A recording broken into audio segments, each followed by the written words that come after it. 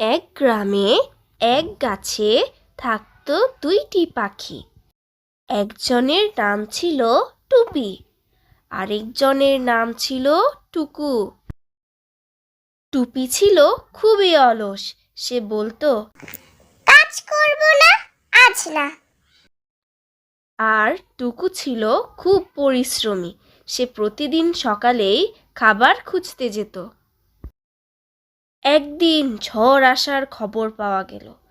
টুকু বলল, চলো আগে থেকেই বাসাটা ঠিক করি। টুপি হেসে বলল, আরে ধুর, ঝড় তো কালই আসবে। রাতে হঠাৎ ঝড় শুরু হলো, বৃষ্টি বাতাস সব একসাথে। টুকুর বাসা ছিল মজবুত, সে আরামে বসে গান গাইছিল, টুন টুন টুন টুন টুন টুন। আর টুপির বাসা ভেঙে গেল। ভেজা টুপি কাঁপতে কাঁপতে টুকুর কাছে এলো। ভুল করেছি বন্ধু। টুকু হেসে বলল, সমস্যা নেই, আজ তুমি আমার সঙ্গেই থাকো, কিন্তু মনে রেখো আজকের কাজ আজই করতে হবে।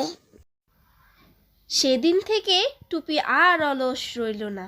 দুই পাখি সুখে শান্তিতে বাস করলো।